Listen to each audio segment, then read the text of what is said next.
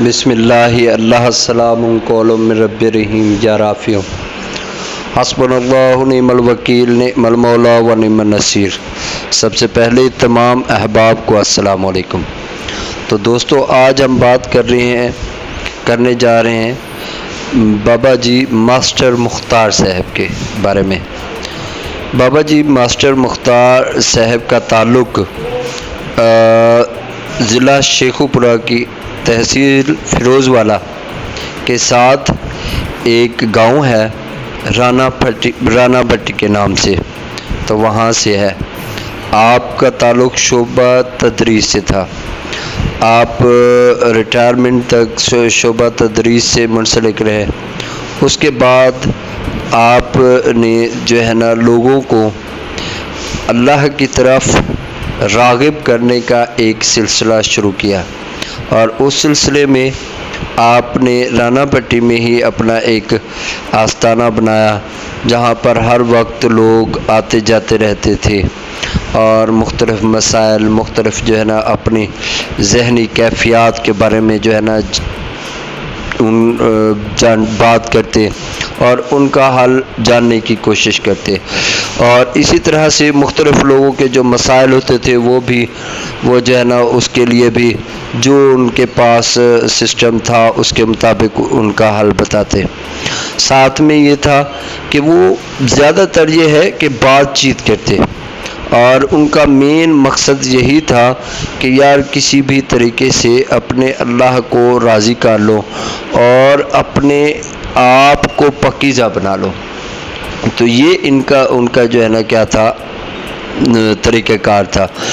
اب کچھ عرصہ پہلے وہ اس دنیا فانی سے کوچ کر گئے ہیں، تو ان کا جو ہے نا دربار عالیہ رانا پٹی میں ہی بنایا گیا ہے، جہاں پر آج بھی بہت سے لوگ جاتے ہیں اور فاتحہ خوانی کرتے ہیں، ان کے بارے میں ان سے جو ہے نا اپنی عقیدت کا اظہار کرتے ہیں۔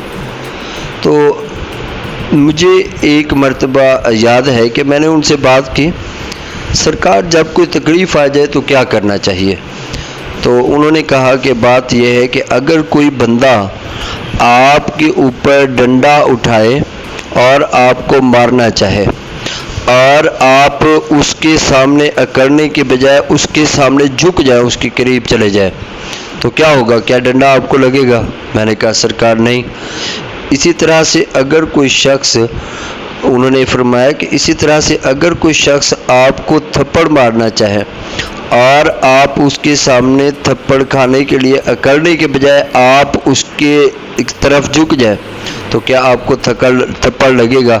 میں نے کہا نہیں، بلکہ آپ کو وہ جو ہے نا وہ فرماتے ہیں وہ جو تھپڑ جو مار رہے تھے وہ اگر آپ کی کمر پہ لگائیں گے تو وہ آپ تھپکی ہوگی، وہ تھپڑ نہیں ہوگا۔ تو اسی طرح سے جب ہمیں یہ پتہ ہے کہ ہمارے ہر ایک اچھے اور برے، ہمارے خیر اور ہمارے شر، ہمیں جو بھی دکھ آتی ہے، جو بھی تکلیف آتی ہے، سب کا مالک اللہ ہے، کیونکہ اللہ فرماتا ہے ان اللہ علی کل شیء قدیر، ہر ایک چیز پر میں قادر ہوں۔